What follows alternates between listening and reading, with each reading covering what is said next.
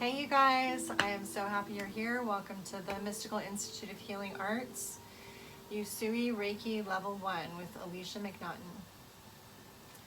Alright, so we're going to start by dropping into our heart center, calling in the light for this training. I invite you to get comfortable, turn off your phones, bring your hands in the receiving position, face up.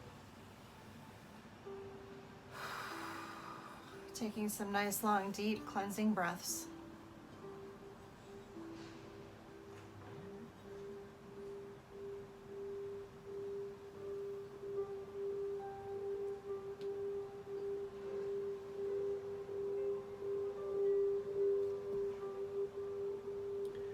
Chokure, chokure, chokure, chokure, chokure, chokure, chokure, chokure, chokure, chokure, chokure, chokure.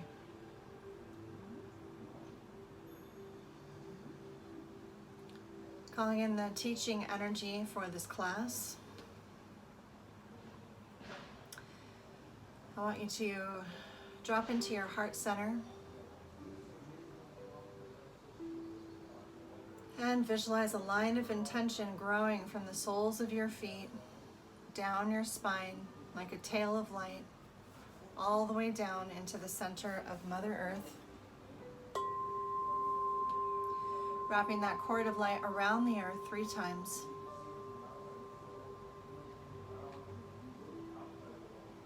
And we're just going to ask for your conscious contact with a higher power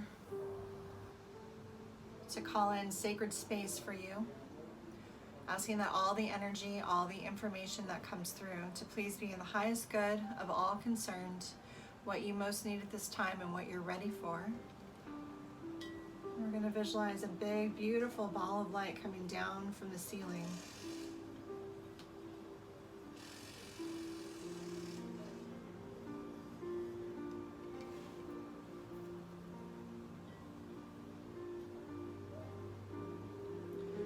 Surrounding your space, sealing it in with this healing, vibrant, white light.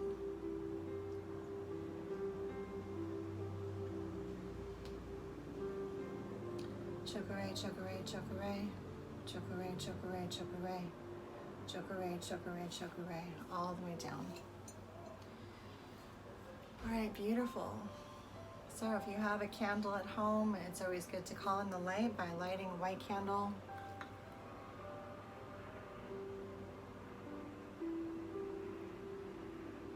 And this is some sacred smoke. This is a bundle of lavender from my garden, white sage from my garden here in California. White sage is a native plant here in California.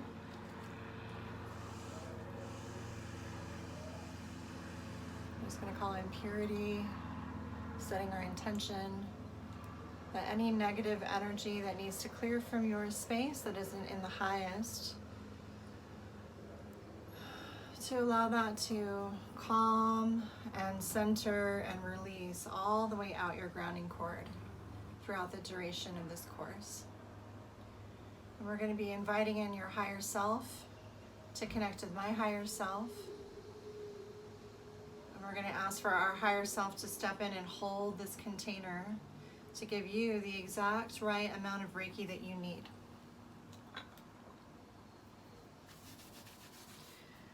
All right, so the first thing that we're going to want to do is go over the syllabus, what we're going to be learning in this class. So key points in a Usui Reiki class is you have to go over what is Reiki, going over the attunement, the 21-day clearing process, the Reiki history, the 7 major chakras, the Reiki hand positions for self-healing, and the Reiki hand positions for healing others. Those are the basic things that you're going to need, as well as a Reiki attunement to call in this beautiful healing life force energy into your third eye, into your heart, and into your palms. And once you have this attunement, you will always have a connection to this endless supply of universal life force energy readily available to you whenever you want to call it in. Typically, Reiki level 1 in usui is for self-healing. It's for healing your friends, family, your food, your anything that's, you know, in your general vicinity in your home. It's really great for healing sick plants. It's great for pets. It's great for charging up crystals. Crystals love Reiki. And it's a great way for you to relax at the end of the day and to recharge your spirit and to nourish and refill your energy levels. Okay, so we're going to be doing that. When you are ready for your attunement, there'll be a link below for you to click and set up an appointment, sold separately from this video, where we can have a Zoom conference, or if you're local, we can do an in-person attunement, and you'll have this video to either rent or to buy. And then once you call to get that appointment or book that appointment online, you'll get this Reiki booklet. Okay, so those of you who already have your booklet, it should look like this. And I'll call out the pages. And if you don't have your booklet yet, that's okay. You can go ahead and follow along, and we'll talk about all of the topics verbally too. Okay, so first of all is our release of liability information sheet, which is really, really well written. It just discusses what happens when somebody receives energy work, so that you can understand the healing process. It's very different than taking an aspirin and relieving a headache, or taking ibuprofen to relieve a muscle ache, or taking something to mask or cover up symptoms. That usually feels good initially, but it isn't necessarily healing you unless you're taking it for a different reason, right? So Reiki does allow you to release pain, and some people feel pain relief immediately. I've had Reiki when somebody like fell and hurt their knee at the skating rink, and I went and sent, you know, Reiki to her knee for about 5 minutes, and her pain went away completely. So sometimes that happens. And I've also had it to where a person was disconnected from their body, which we tend to do when our body doesn't feel very good. We'll pull our auras up out of our wounded tissues so that we don't feel it as much. And people get very ungrounded and clumsy when they're avoiding feeling their pain. So what Reiki will actually do, Reiki has its own intelligence, and it knows how, if you're back in your body and you're actually working through it and feeling it to heal it, and holding space for it, and very conscious of what's going on there, that your body knows how to heal itself. That is what it's going to do. It's going to bring you back into your body. So I had a woman who was experiencing peripheral neuropathy, where she had extremely painful nerve endings in her feet, and she was used to not being grounded. And so when we did Reiki on her, we were bringing her back into her feet, which meant that she was very much in pain, because she was able to feel the pain that she was always in, but now she was going to start to work on healing it, you know. So similar to where if you were to give somebody Reiki after a surgery where they have stitches, it'll speed up the healing process. And so they'll feel that sensation where, you know, when your scab starts to form and you get itchy. Some people will feel tingly and itchy and warmth around the area that's healing, because the energy is actually creating a healing process. So it isn't necessarily instantaneous.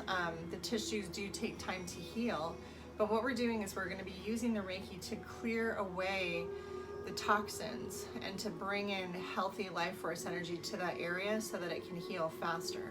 And it does work. The thing that can get into inhibit healing is the mind and the mental process, thinking that it's going to be the same or similar to taking a pill and feeling better immediately. It's just a little bit different. We're actually going to the root cause and uprooting things. So there is a 21-day clearing process that's going to happen after you receive your Reiki attunement.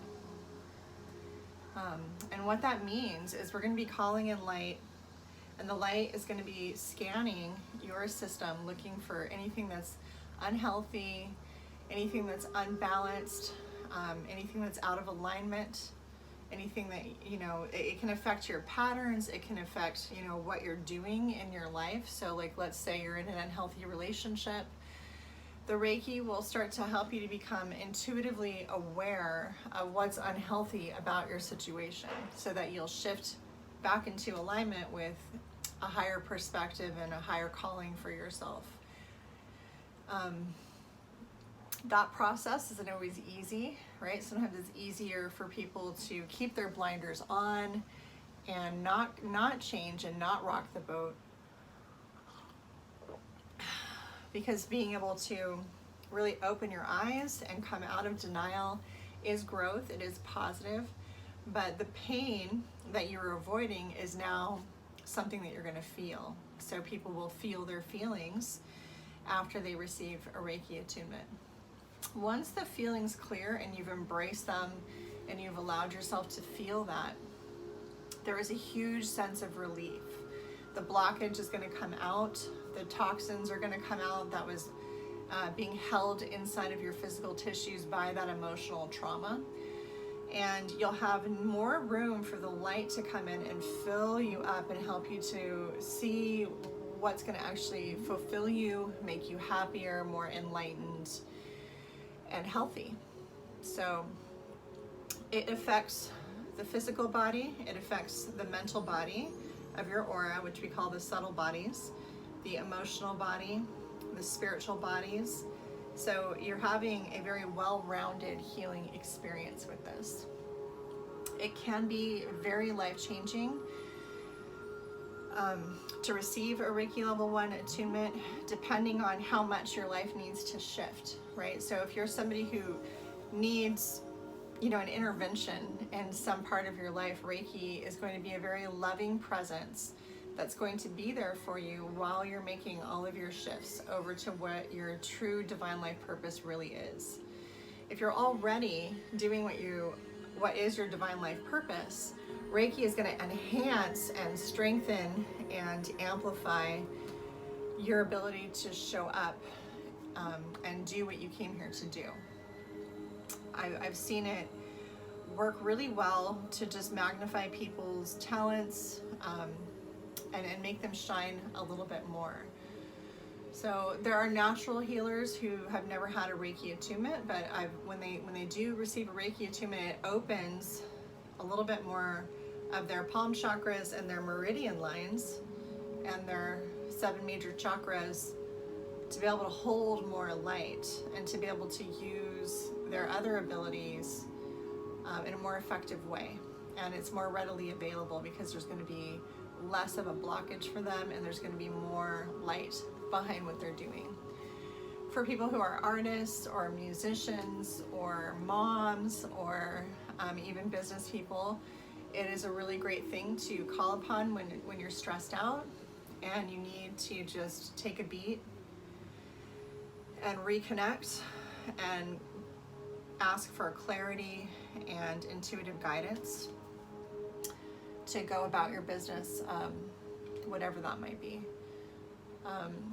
Writer's block, creative, is like a block in your flow of energy that's bringing you inspiration, so that's a form of channeling when you're channeling your higher self and you're bringing through this consciousness that's going to help you to create whatever it is that you're creating. If you're stuck, it's usually an emotional process that's keeping you stuck.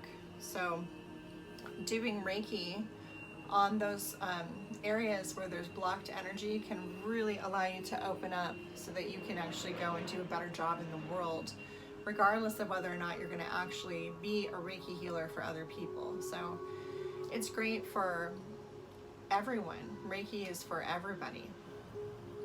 and it's something that you can give to everybody. So you don't have to naturally have an inclination to want to be a healer.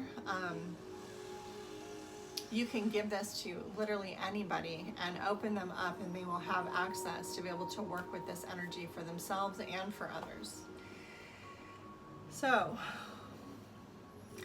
that's Reiki level 1. Reiki level 1, we're just helping you to get used to the energy flow and knowing that there's going to be a 21-day clearing process where you're going to be shifting patterns that are unhealthy for you, releasing toxins.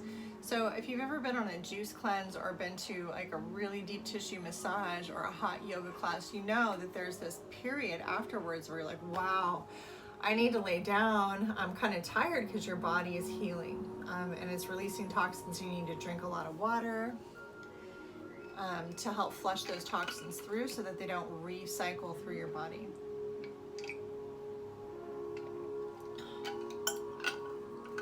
Okay. All right, so that's the waiver, and it's on page 3. For those of you who do sign up for your attunement online, there'll be a little box that you check for the release of liability waiver that just says that you understand that there's a healing process and you're willingly signing up for it, and that you understand. So a really good thing to do to assist you during that, I have a whole herb and nutrition list on page 5 for you to go ahead and take a look at.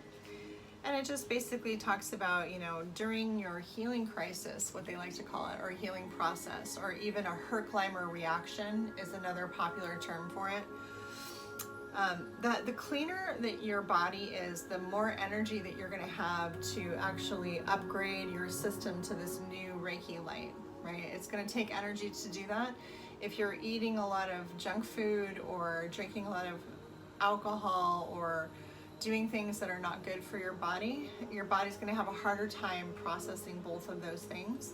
So oftentimes I'll tell students to go on some kind of a cleanse, even if they're just giving up caffeine or giving up sugar or giving up gluten or something like that.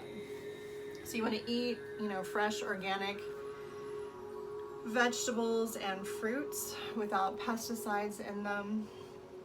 Drinking about 8 glasses of water a day.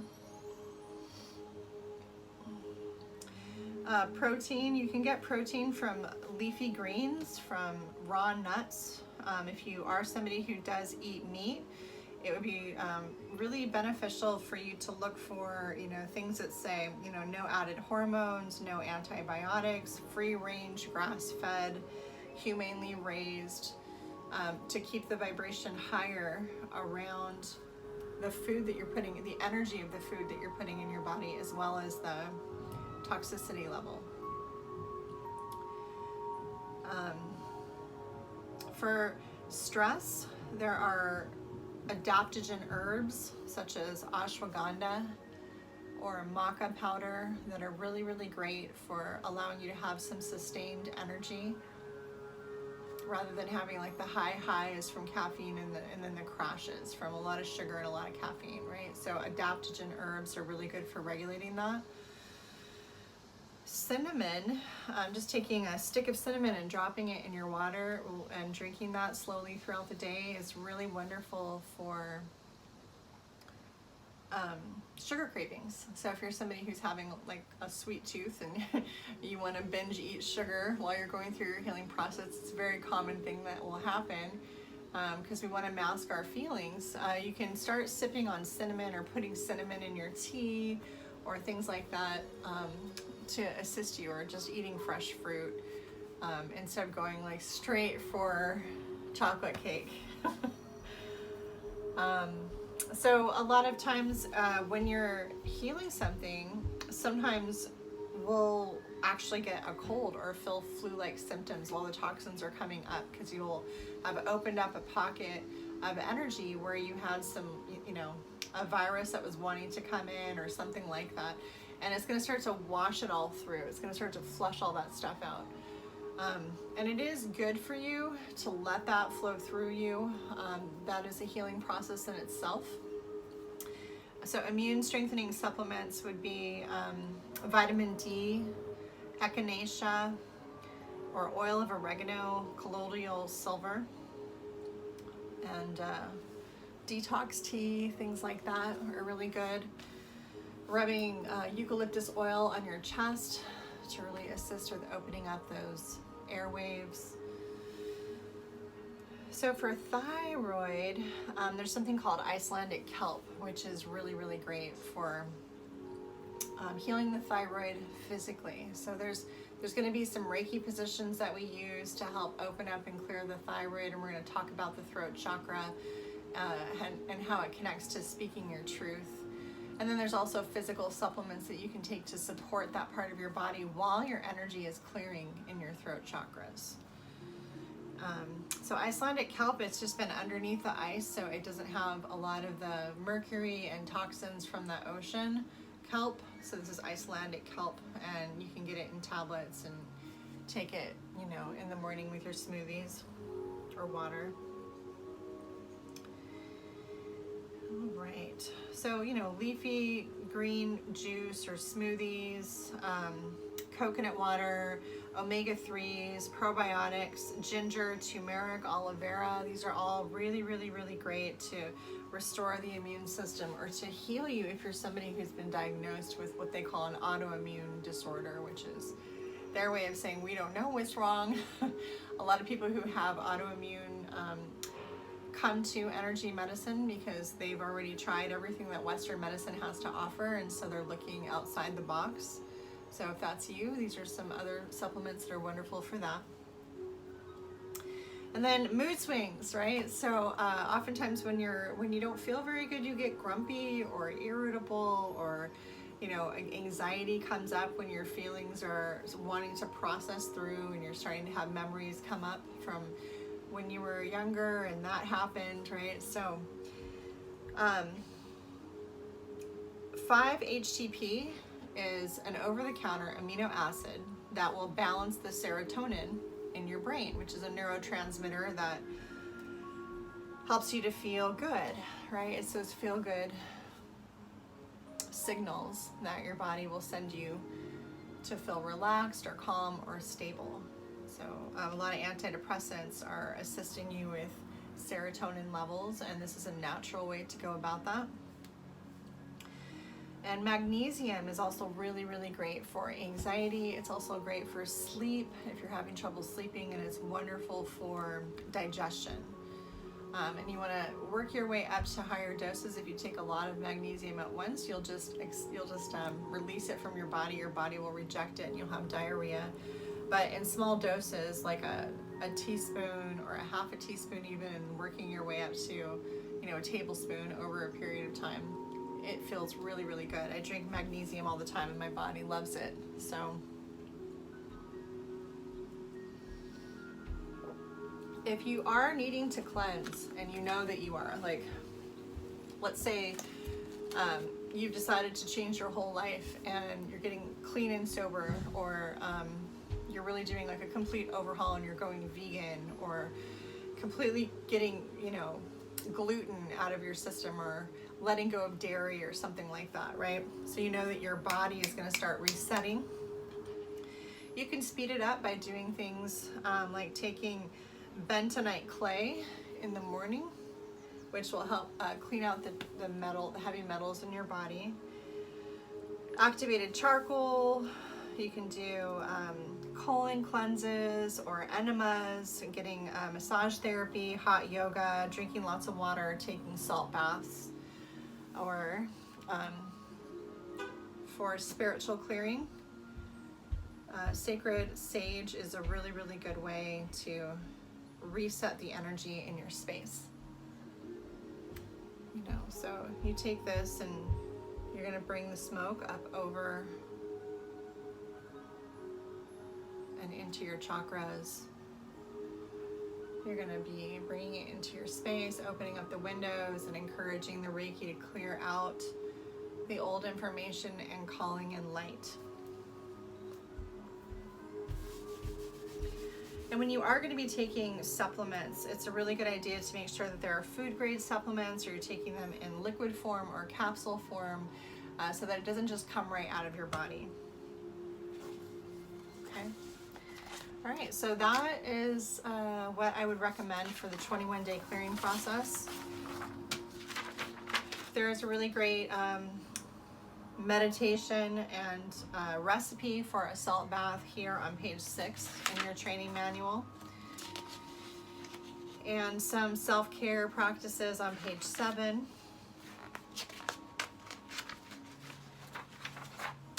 So it's good to give yourself some time to integrate. Oftentimes people want to take a Reiki class and then they want to go out afterwards and go drinking with friends or go to a birthday party or go to work. And that's very, very challenging. So if you are going to schedule your Reiki attunement, you want to have it be on a day that you can take the rest of the day off, or at least half of the day off after your attunement. Give yourself some time to really let it sink in. It's actually a big deal, okay? All right, so let's talk about what is Reiki. All right, let's see if you can see it. All right, so it is pronounced reiki, and it is a Japanese word consisting of 2 characters. So rei is Japanese for spiritual or sacred, and ki is Japanese for energy. So the literal translation is for rei represents Holy Spirit, mystery, gift, nature spirit, or invisible spirit. And ki represents physical energy of nature, talent, or feelings.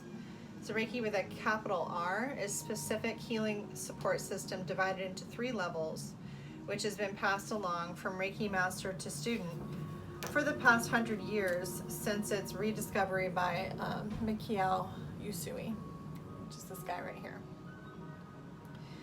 So it's very important to give our disclaimer as Reiki practitioners that we are not doctors. We are not allowed to diagnose or prescribe. That Reiki is a very useful complementary therapy. Okay, so it's not something that we use instead of what your doctor says. When in doubt, ask your doctor. But this is a really great complementary, integrative medicine, energy medicine.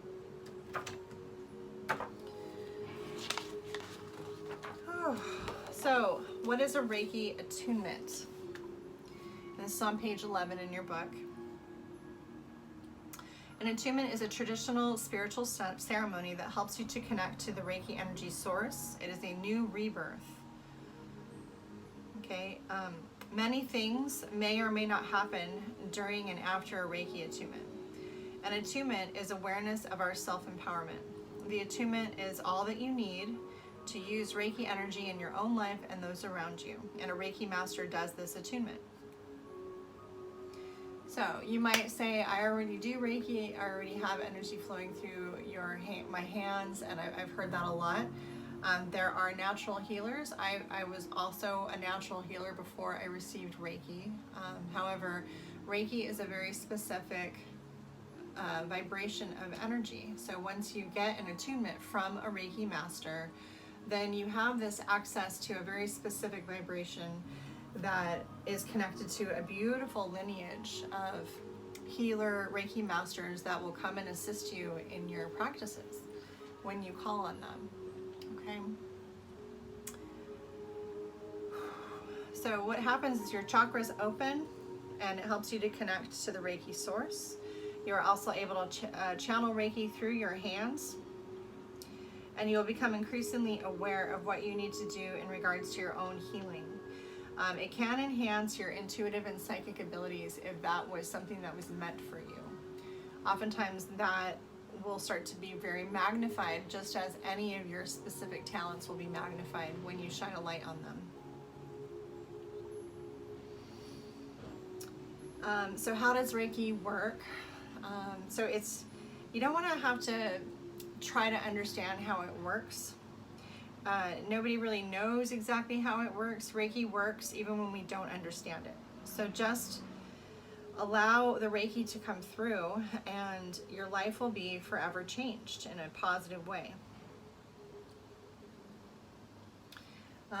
It knows exactly where to go. So if I were to send Reiki to your head, but let's say your left toe, was injured, then the Reiki would just beeline and go right over there to your left toe where, oh yeah, that's right, I did stub my toe the other day, and you would feel it throbbing right there. You would feel this warm, radiant light going right to your toe, because it knows exactly where to go. It knows exactly how much to give. So you can't hurt anybody with Reiki, and it knows you can't OD on it, so you can't take too much. It gives you the exact right amount, and it goes to the exact right space without you having to, guide it or interfere with it in any way. To learn how to actually channel Reiki is more about allowing it to come through, and for your ego mind and your personality and your mental control energy to get out of the way and let it happen. And that's one of the hardest things that people have to learn in Reiki level 1, is how to do that. So what Reiki is not, it's not a religious cult. It's not a religion at all. It's not connected to any religion. But I've taught this to a lot of religious people, very religious people, who've spent their entire lives devoted to specific religions. And what's great about this is it's something that everybody can come together on, right? So you're able to take Reiki and use it and still keep your religion. The only thing that we ask is that you're not going to tell people that Reiki is part of that religion. It might be for you, but it might not be for somebody else. Like, somebody might be Christian, another person might be Buddhist, another person might be agnostic, another person might be very metaphysical and psychic, and another person just might be curious and not really know what they believe yet and just really like nature. It's going to work for all of those people, So one person might see it through their worldview and think that that's the way that it is. And somebody else might see it a very different way, because it's something that is like the breath. We all share it. It's a common ground. So it's not shamanism. It's not a massage technique. It's not a form of yoga. It's not a medical practice. It's not a form of mind control. It's not a medical technique. It's not psychic surgery. It's not imagination. It's not a diagnostic method. Okay? It is what they like to call universal life force energy. Okay? All right. So there are some very interesting stories about the Reiki history. It's important for you to know what the Reiki history is. The Reiki history in our manual on page 12 is the most widely used Reiki history. It's the most famous one. And it was brought over here by Hawayo Takata, Mrs. Takata. And there should be a picture of her on page 14. See if I can pull this out for you. All right, so this is Hawayo Takata. This is Dr. Hayashi, which was a student. They're both students of Dr. Usui. And Dr. Usui is the founder. But Hawayo Takata is the one who brought Reiki from Japan over here to the West. And she brought it over during World War II. She brought it over into Japan, which I think is amazing, that she was able to pull that off as a minority and as a woman during such a crucial time in history when there was so much going on, right? So she told this really Hollywood version of the Reiki story, which is quite a story, and we'll read it, and then I'll explain more. So Dr. Mikao Usui was a Christian minister, and he was the head of a Christian boys' school in Kyoto, Japan. One day, some of his students asked him if he believed in healing miracles, which Jesus did. Being a Christian minister, he answered, "I believe they were real healings." They asked him why nobody was healing like that today. Since nobody had answers to these questions, he immediately resigned his post and went in search of an answer. With this, he resolved to find that the way that Jesus had healed, and this immediately sent him on a journey of many years, studying first the Christian schools in the U.S., for where else to learn of Jesus, but with no results. In the Christian schools, the method was not known. It was suggested he studied Buddhist writings since Buddha had also healed, and this took more years of studying at a monastery in the Orient. Nowhere could he find the answer. In Japan, he toured many temples asking for knowledge of how the Buddha had healed.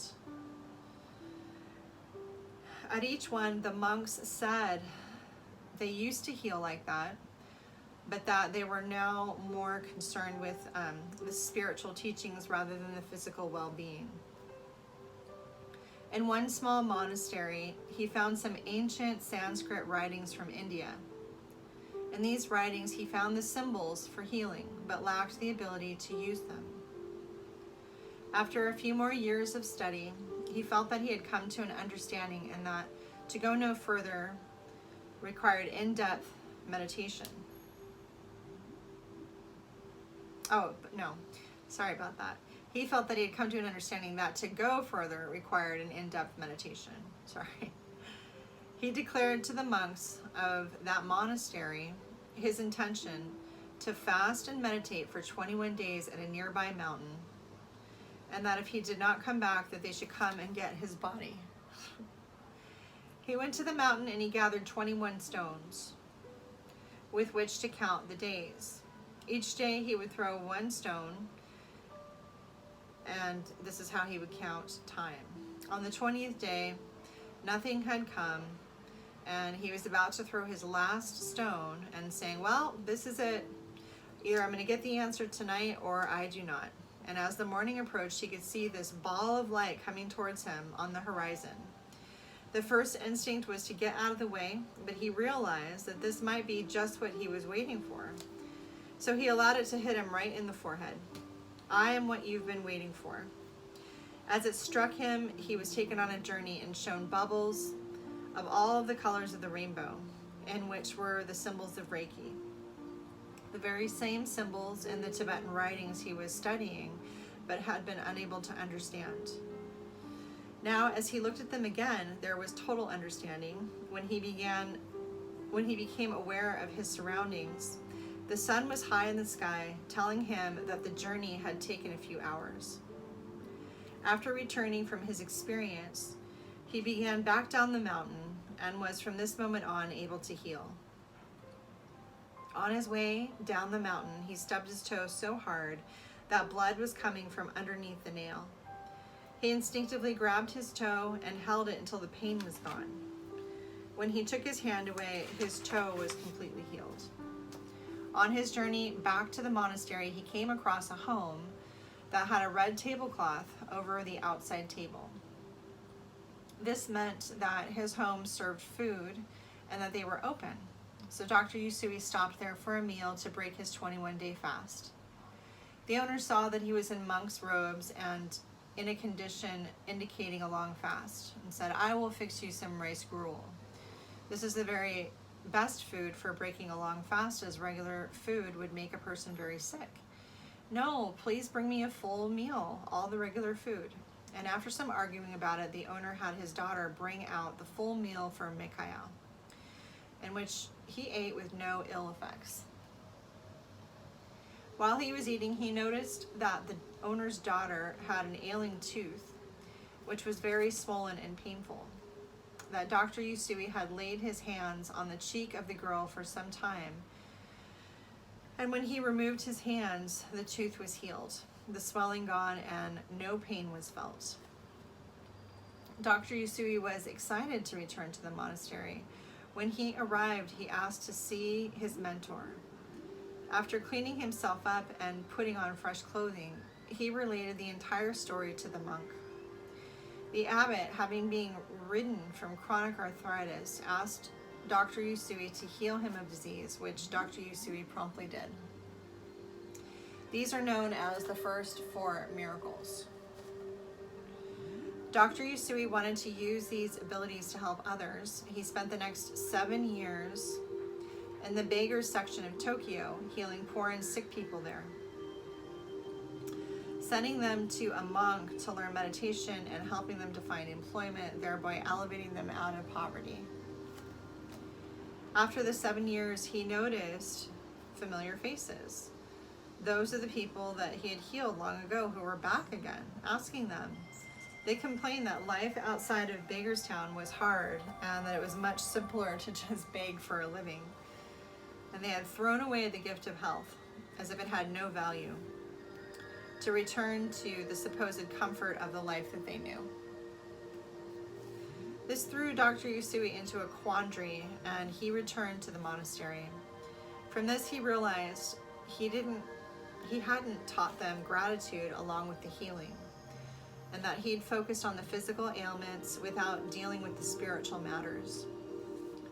The people did not understand the value of the gift that he had given them, and after some time in the monastery, he developed precepts and the belief that one needs to pay for treatments and attunements. In this new plan, he traveled around the countryside from village to village. In each one, he stood in a public place during the day, holding aloft a lit torch.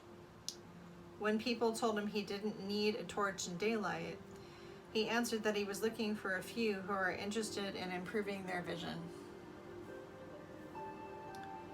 In this way, he traveled around teaching, healing, working both with the spiritual healing as well as the physical healing.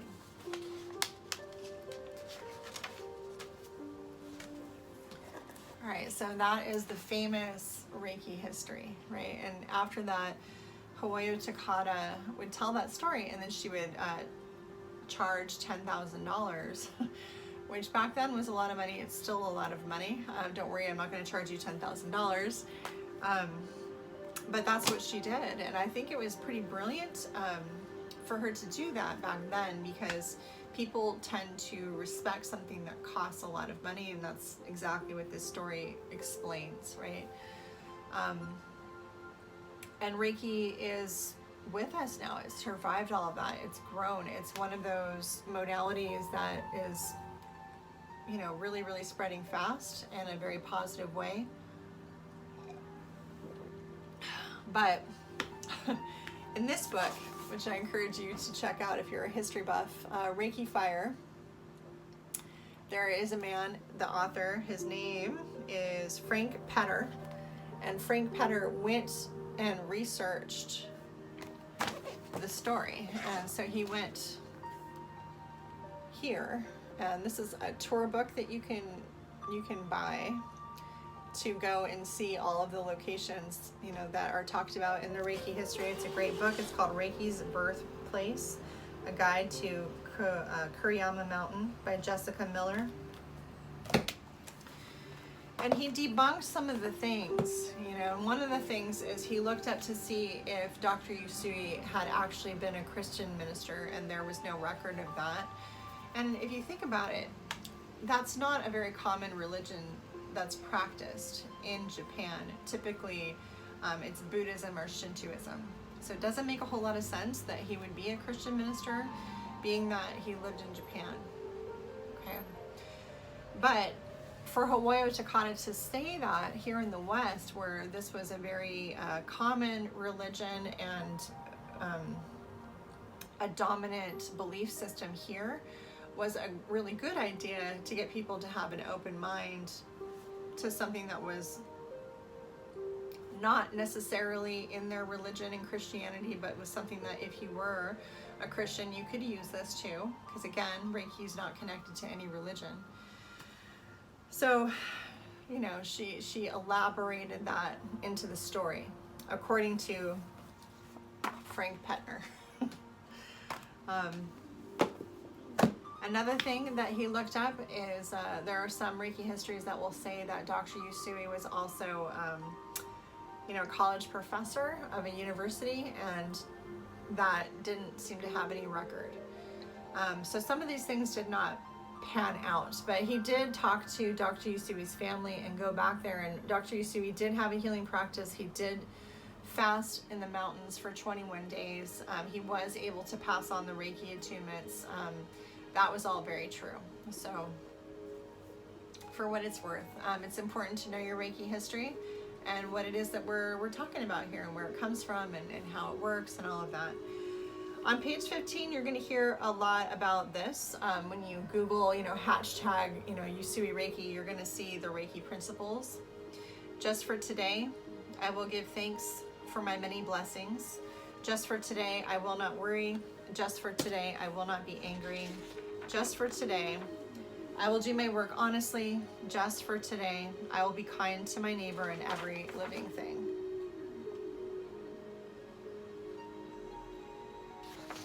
Okay, so that's on page 15. For me, when I'm going to be doing energy work, and this is one of the beautiful things about being able to do this all the time, I do this 5 days a week, if not more, is you get to step out of the 3D world. You get to step out of the drama of your life and pull yourself up into this higher vibration of energy and see things from a higher perspective. So when we're caught up in all of the details and all of the feelings that are keeping us, into the drama of it, we aren't able to have non-attachment and to let go and to really connect. It can be a block to feeling our Reiki flow. Right? So when you're doing a session, it's good to be an open channel, be a clear channel, and allow this light to flow through you without yourself getting in the way, right? However, when you're in your 21-day clearing process, it's okay for you to feel your feelings. It's encouraged. It's healthy to embrace and feel your feelings, because as you're feeling it, you're healing it, as long as you're doing it in a productive way where you're actually processing and allowing a shift to happen, and that's really good to do. Okay, so those are the Reiki principles. Oh yeah, here's a better visual for you, visual aid. All right, so the Reiki levels. Reiki level 1. Some people have what's called Reiki symbols with Reiki level 1. I was taught Reiki level 1 without any symbols. I waited until level 2 to get the symbols, and I still had very powerful experiences even at Reiki level 1. Usui Reiki is traditionally 3 levels. Okay, so when we first were given these from Japan, these Reiki symbols, they would have us memorize it and then write it down, memorize it, write it down, and then they would burn the paper afterwards so that people wouldn't try to use these who weren't attuned to them. These symbols only work when you've had a Reiki attunement from a Reiki master. So if you go and you Google, Reiki symbols and a whole bunch of them pop up, that doesn't make you a Reiki practitioner or a Reiki master. It just means that you know what they are. So for a long time, you weren't allowed to have those written down. It was just passed down from Reiki master to student to Reiki master to student level and further down. Until Diane Stein in the 1980s released this book called Essential Reiki. And it was very controversial at that time. She put the Reiki symbols in print, and her downloads from spirit and as a channel, as an intuitive, she was getting the message that people needed to see it. They needed to have more information. They needed to have writings. It couldn't just be these, word of mouth teachings anymore. And I have a Reiki symbol right here on my mug too, right? And so for me, it works because I have this symbol downloaded into me. So when I have it on my mug and I drink, I can feel the energy moving into my tea and going down into my body, and it's wonderful for me to have that. But what you might notice is, from book to book, here's another really great book, the symbols might look a little bit different. And one of the reasons that they look different is because just like when you're playing telephone, by the time that, the message gets from person to person to person all the way down to the last person, it's slightly different than when it started. It gets lost in translation. Now, the wonderful thing about Reiki is that there are these beautiful, benevolent, high vibrational healer guides that are watching over and protecting the Reiki energy, so they understand our intention. So if your intention is to call through an energy, they don't really mind if you draw it slightly differently than they originally drew it. They can figure that out, and the energy will be consistent and good. Okay, so the symbols that you're going to get in level 2 is going to make you an official Reiki practitioner. Okay, and it's Choku-rei, which is the power symbol. So you're not getting this today, but you will get this in level 2. It is Honsha-zei Shonen for sending long distance energy. It is Seihiki for emotional healing. So the first one again is the power symbol, long distance symbol, emotional energy clearing symbol. So whenever you receive those energies are going to start to heal you emotionally, mentally, physically, and it's a much more powerful healing process for the practitioner at level 2 than it is for level 1, usually. There aren't any hard and fast rules on what is normal for a 21-day clearing process. I joke about it all the time. After 10 years of giving people Reiki attunements, I have heard it all. So it's all normal, it's all specific to you and what it is that needs to clear inside of you. So like, let's say that you got more of physical healing to do, you're gonna feel it more in your physical body. If you have a lot of emotional trauma, you're gonna feel it more in your emotional body. If you have a lot of mental blocks and you're an analytical person, the Reiki is gonna have to get through that before you're gonna allow yourself to feel it. So a lot of times people who are very cerebral, very analytical, the Reiki is still working on them. It's just helping them to see things from lots of different angles, helping them to read all the material that they need to read to where they feel safe enough to let go and allow the energy to flow. So it's still working with them, it's still guiding them. They're just not going to feel it coming through as strong as somebody who doesn't care about all that and is ready to have an experience, and they are used to meditating and they can just let go and let it flow. Okay. Reiki level 3 is when you're going to get another symbol, which is Daikomyo. Okay, and Daikomyo is the symbol that Reiki attunes people. So so I have Daikomyo, I have all of these symbols. With Daikomyo, I can give you Reiki 1, 2, and 3, and I do it in stages. If I give you all 3 levels at the same time, chances are you're going to have a very strong healing reaction, and it's not going to be as pleasant as if we break it up and give yourself 21 days in between attunements. There will be a 21-day clearing process in between each attunement. So it's up to you how long you want to wait. I usually say it's good to wait at least 21 days between them.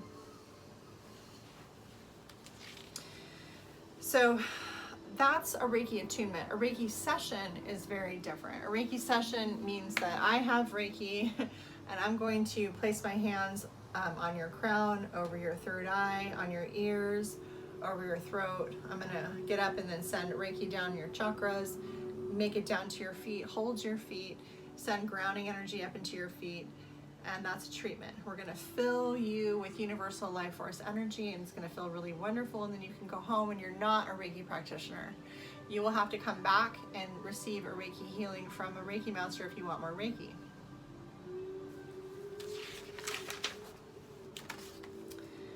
All right, so what we want to do now is we want to explain to you what are the 7 chakras, and this is a fun picture that I have with a diagram. So it's the root chakra, the sacral chakra, solar plexus chakra, the heart chakra, the throat chakra, the third eye chakra, and the crown chakra.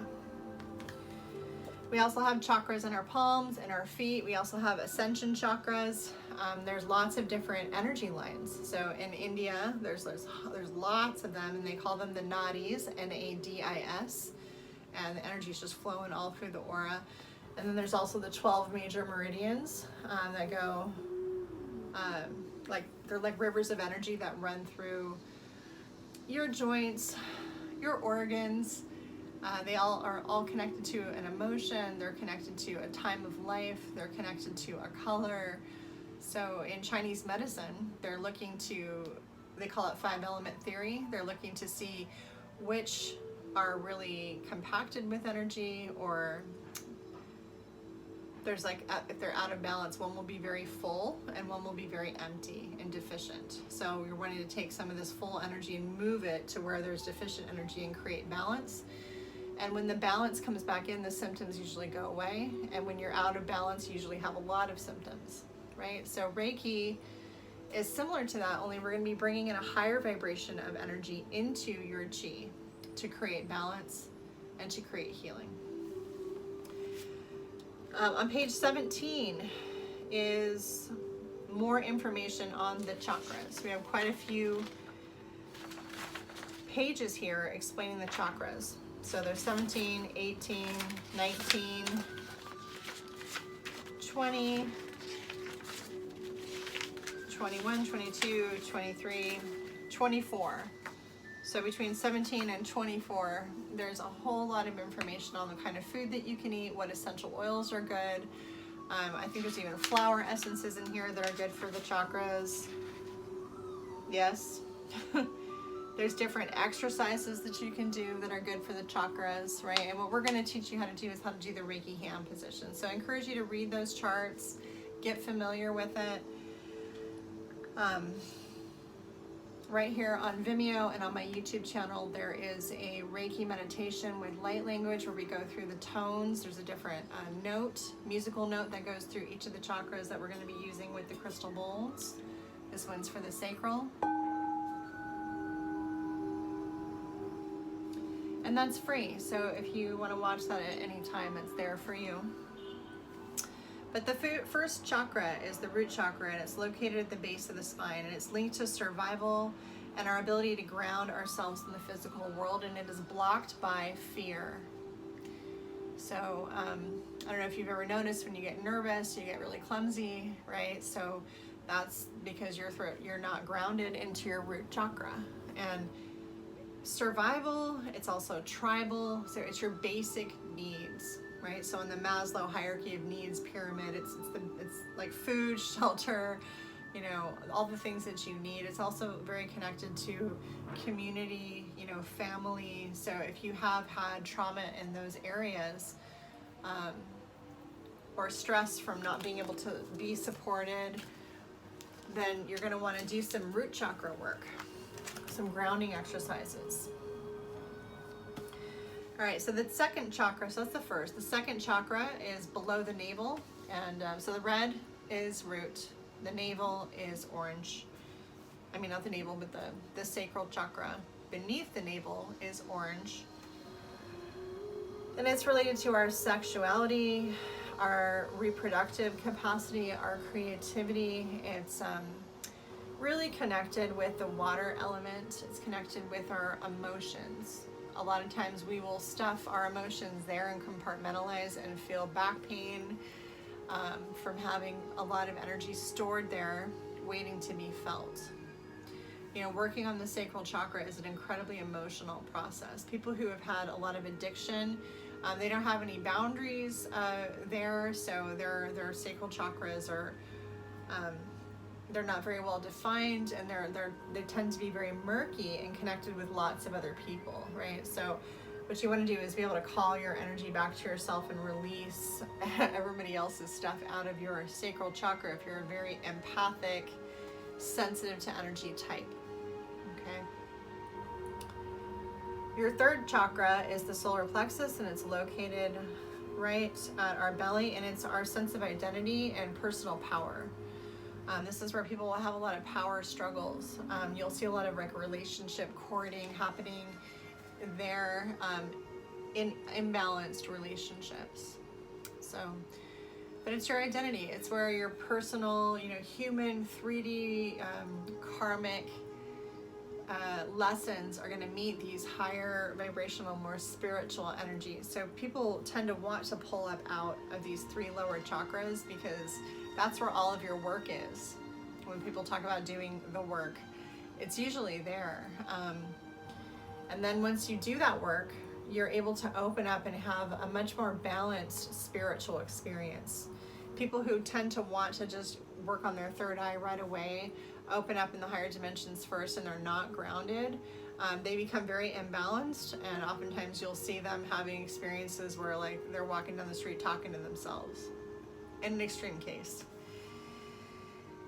So it can heal though. I mean, if you are super expanded there and not your lower chakras, you can still heal your lower chakras, but that's where you're going to want to do more Reiki. The fourth chakra is the heart chakra, and it's located at the heart, and it gives us our ability to give and receive love. So when you get hurt from, betrayals or abandonments, things like that, we tend to want to protect ourselves by keeping our heart closed. But often, if you learn how to operate in the world with an open heart space, it tends to take care of a lot of the stuff that would have happened. People respond to us much better when we have an open heart. It's easier for people to want to be around us. It's safer for them, so chances they're going to treat us better. Unless, of course, you're dealing with somebody who you shouldn't be, hanging out with because they're not healed enough and they're going to hurt you, then yes, stay back for goodness sake, right? So that's the fourth chakra. The fifth chakra is the throat, and it's linked to creativity, communication. It also has a tendency to go up into the ears. What I see with the throat chakra a lot is when people are really good at suiting up and showing up, or putting on a happy face, or being very corporate at work, or even in their family, where you keep everything bottled up, this chakra is very, very blocked for them. And it's one of the first ones that usually starts to awaken, because to become empowered and to stand in your power and to hold space, we have to be authentic. And to be authentic, we have to be speaking our truth. And once we start doing that, once we start listening to our own intuition, then we become very strong as healers. And it's a really beautiful chakra to work with. Okay, so the third chakra is the third eye. The sixth chakra is the third eye, located between the eyebrows, and this is the center of intuition and awareness. It's also a mental energy. So one interesting fact is if our hearts are not open, our head spins, right? So if your head is spinning, it's good to work on the spiritual side of this part of your body, so that you're not just stuck in the ego mental part of this, which is very stressful if it's disconnected and overworked, right? So we need our intellect to help us to navigate through the 3D world, but we also need our spiritual intuitive connection to manage and bring through new ideas and insight. It's not meant to work one without the other. So sending healing here helps us to have, visions of what we're supposed to be doing, and insight, helpful visions. And it also helps to clear away, anything that's going on with the physical eyesight as well. It's really good for healing that.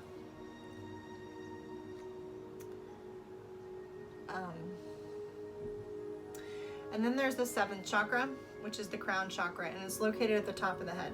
And this relates to one's personal spiritual connection to the universe.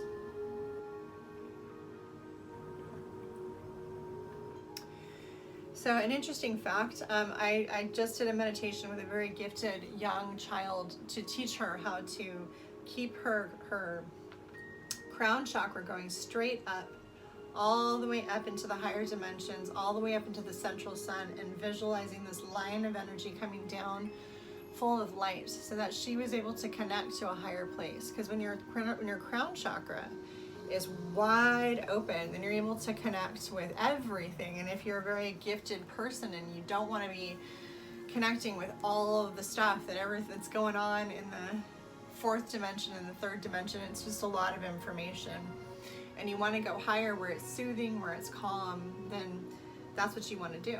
You want to get used to visualizing, okay, where is my crown? Where am I getting my information from? And choose. I'm calling in energy from the highest source of light available.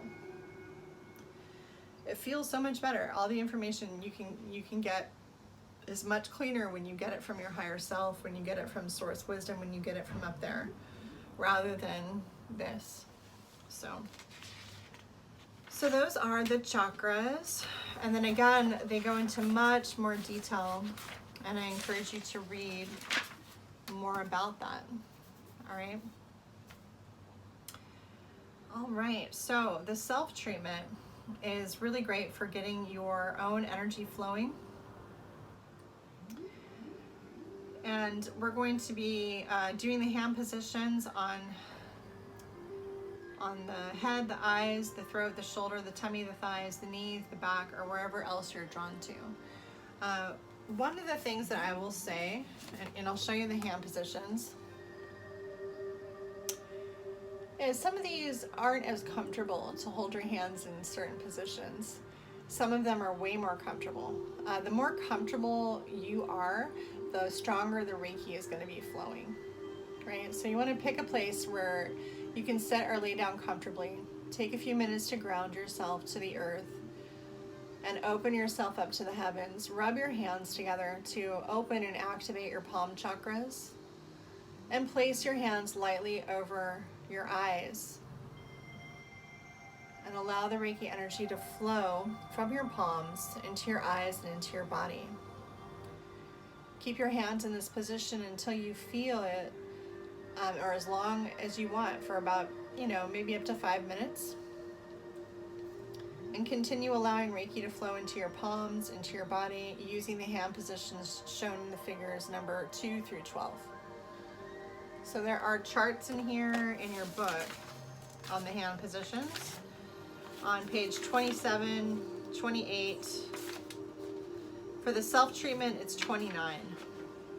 Okay, so page 29. So, once you receive your Reiki attunement, it's good to come up with a way to call it in so that it's not just flowing all of the time. It can be as simple as I'm calling in my Reiki light. It can be as simple as Reiki flow. It can be Reiki on. It's your intention. So it should be something that's easy to remember, something that is natural for you. And it's your agreement with the Reiki guides and healers that you're asking to go into this healing space. And another thing that you can do if you're more of a tactile person is you can tap your palms, and you can open and close and visualize a ball of light forming in your hands and fill it. And I'm envisioning this Reiki coming in through my crown. I'm envisioning it coming into my heart, and from my heart it's going out into my palms. And just like when you're swimming, you don't want to keep your fingers open because the water's going to go right through your fingers. You want to close your fingers and keep them a little bit cupped. And you don't want to be super tense or locked up. You want to do what we call eggs under armpits, loose wrists. You don't want to be locked in your joints when you're doing this. And for me, you can just lay back, and this is one of the most comfortable positions for me to do Reiki. But there are times where I know that, like, hey, I'm really working on something and it's right here, so I really want to just put my hand right where I know I feel there's some stuff there that's just really bothering me, and just let it flow.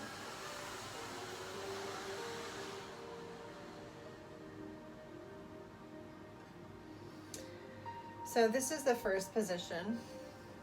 It's the balancing the right and the left side of the brain. This is the second position. So I'm allowing the palm, like the base of my palm, to rest on my cheekbones, and I'm cupping my hands up and over like this. And I'm just going to sit back and relax.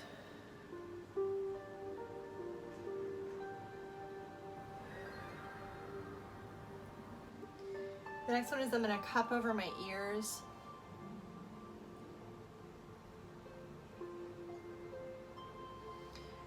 The next one is the throat space. So we're resting on this collarbone with the thumb side of our palms and bringing our palms together, and then resting on our chin. I have a very long neck. For some people, they don't have such a long neck and they can just get the whole thing. For me, it's different. So you can either rest here or rest here. And I find this is easier for me to rest here like this.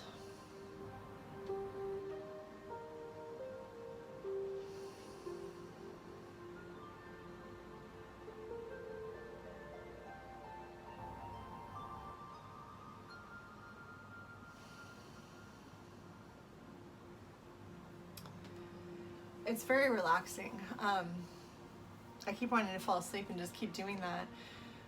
But I gotta finish the film for you guys. So I encourage you to go back and do this again when you're not watching, just to learn the hand positions. And again, they're all written down, but this is just a visual. So this is what they call the brain drain. And we're working on the pineal gland and the pituitary gland here. And you can really visualize a ball of light going backwards and forwards. This is great for migraines, third eye clearing, developing your psychic vision. It's a really nice one. If you've had a stressful day and your head is spinning, oh, that's a great way to just clear your thoughts. And then again, we're going to be working through the chakras. So here, here, here, and so on and so forth. Another fun one is to put one hand on the ankle, one hand on the knee, and rest. You can put your hand on either side of the foot and rest. If you're having really severe lower back pain, you can put one hand on the back on your sacral and then one hand on the front. This is also wonderful for menstrual cramps or pregnant mothers. Babies in the womb space love Reiki. I've even given Reiki attunements to pregnant mothers, but we'll talk more about that in Reiki 3 class. So you're scanning. You're scanning. You're looking for areas where it feels hot, congested, stuck, and you're encouraging a flow of energy to move in there. It's similar to like if you had a clog in a drain and you wanted to hose it out and really make sure, just visualize the Reiki like a hose of light, just flushing everything down the drain. And you hold it there for a while. Eventually it's going to start to knock loose, right? It's very relaxing. Again, people can fall asleep. I often put myself to sleep by giving myself Reiki to fall asleep. Another thing is you might find an area that just seems so depleted. Like let's just say you spend a whole lot of time at work or a whole lot of time with a toxic friend or family member or somebody who really needed your help, or there's lots of things that can happen. You watched too much television and saw something that you didn't want to, you're trying to forget or trying to shake, right? You can send Reiki to replenish a depleted area, to clear your thoughts. There's lots of different things that you can use it for. You just want to follow your intuition and know that you're not going to get it wrong. Typically, a Reiki treatment a day during your 21-day clearing process is highly recommended, just to help you to integrate and process through it. If you're in a process and you feel like you've got a lot of healing going on and it's overwhelming, don't be afraid to give yourself more Reiki, because the Reiki is just going to help flush it through even faster and help you to understand what's confusing you about your process.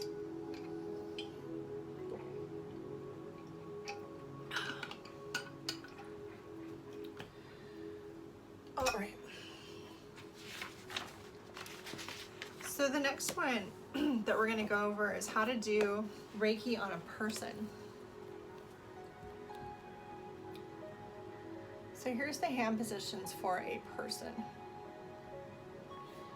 So this is on page 27 and 28. And these hand positions in the book are a little bit different than these hand positions here. But for working with other people, you just basically want to create a safe space, a comforting place, where you can work on your recipient with ease. You want to invite them to be willing to receive the Reiki energy, ask for permission to begin the Reiki treatment. Take a moment to clear yourself, set an intention for the healing for the highest good of all, and begin with position 1 and allow the Reiki energy to flow through your hands into the recipient. Stay with this position until you feel that you are done for about 5 minutes, and then continue on through the positions 2 through 15.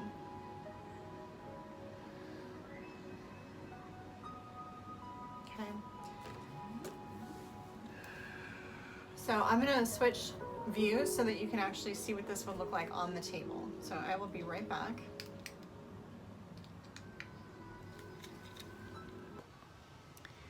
All right, so I have moved us over to my healing table.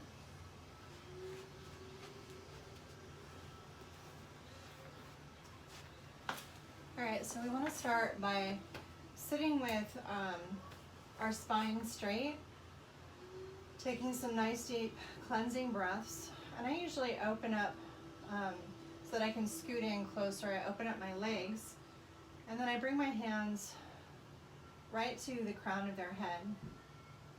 And I'll have about the weight of the nickel on this person's head. So visualize like this body pillow is a person. And we're just allowing this energy to gently flow through the crown of my head, into my heart, and then all the way through my palms. Taking some breaths, feeling relaxed, and allowing this beautiful light to just flow through my body and my hands.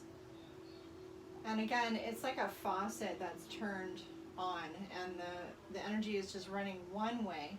So I'm not really too tuned in what's going on with the person to the point where I'm imagining everything that they're thinking about. I'm just really being as peaceful as I can and trusting the light to do what it does. You don't necessarily want to like lift your hands on and off of the head, because that'll tickle and that'll take them out of their process. You want them to feel secure with you. So that's again why you have to scoot in closer sometimes, you know, to make sure that you can comfortably just stay right there for about 5 minutes, because a Reiki treatment is about an hour. And I'm sending my root system, visualizing a line of intention going all the way down to the center of the earth and wrapping that light around and around the earth 3 times. And sending my crown chakra all the way up, visualizing light coming in, Reiki light coming in from the central sun.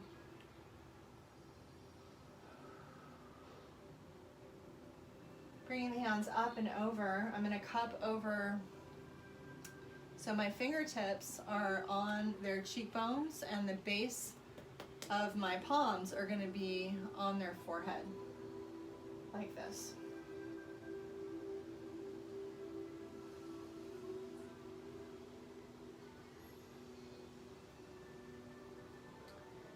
Then I'm going to go over to the side to where I'm cupping around their ears.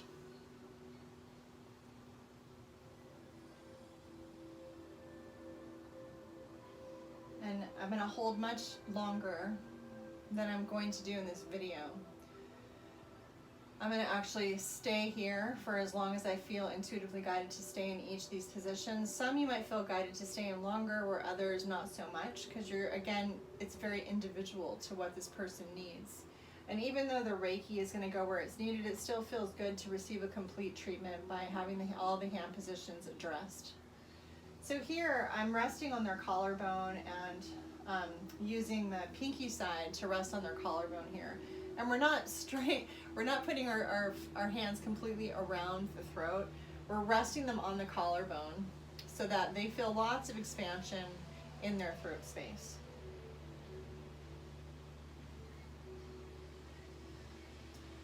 And then after this, we're going to always keep one hand on the shoulder, and I'm going to slowly get up, keeping one hand on the body so as not to create shock. And I'm going to aim by being in a lunge position to where I can have one hand on their arm and one hand on their shoulder.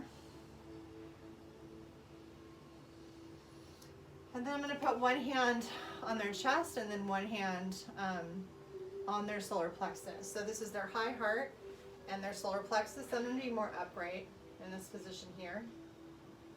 Crawling down the body, 5 minutes in each position, till I get over here to their hip area.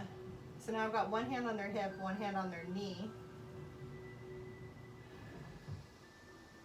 I could even put one hand on each hip, crawl down the body and go to their knees, or I can stay on one side. Again, always keeping one hand on. Going down to the ankles.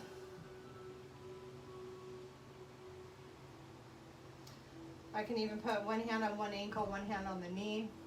Usually feels good for knee pain. And at the end, you always want to scoop up, you know, underneath the ankles, or hold the tops of the feet or the sides, so that you're not tickling the feet, but you're very firmly planted, very rooted.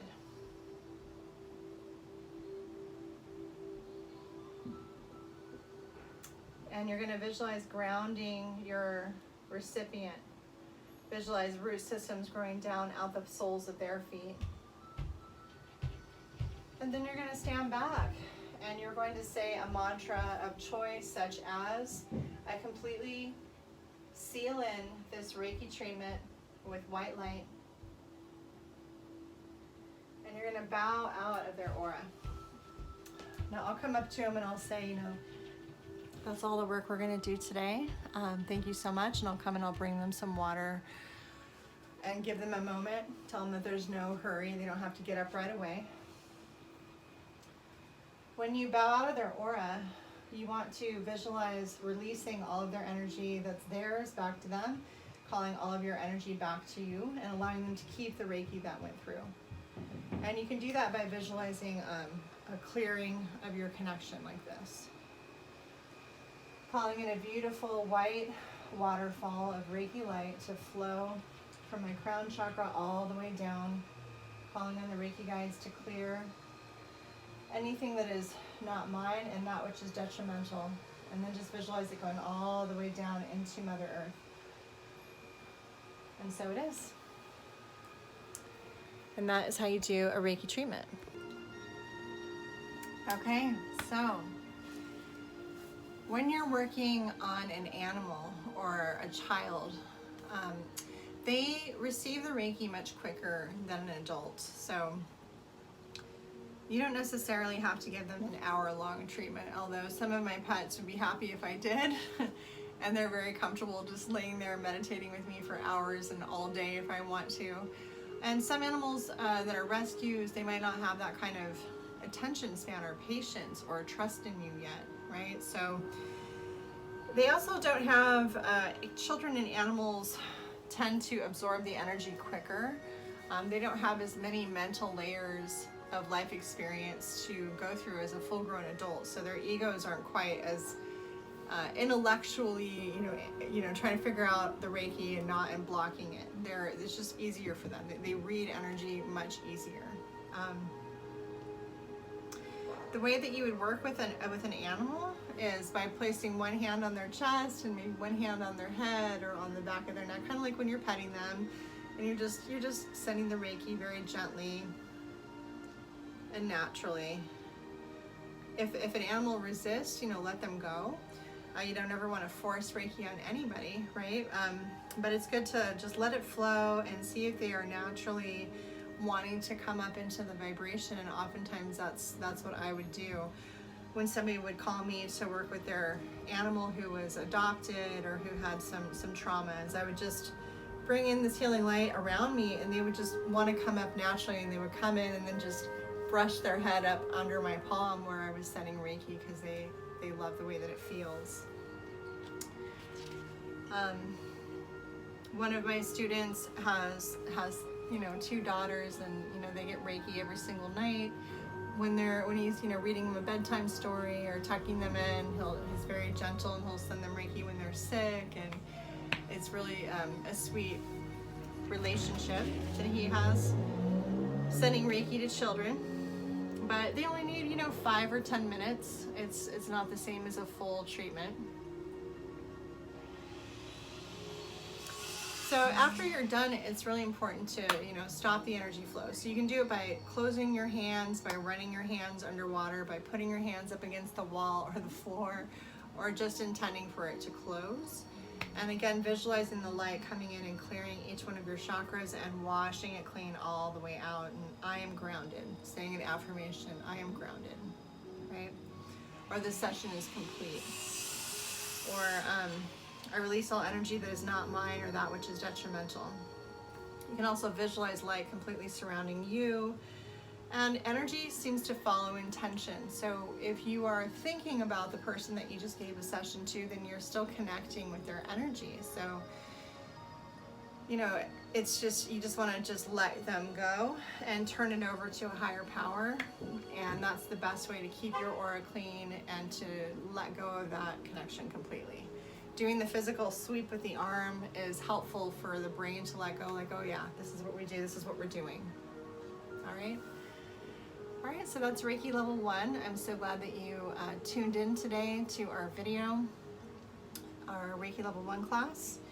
And I look forward to working with you soon. Have a wonderful and beautiful day and enjoy.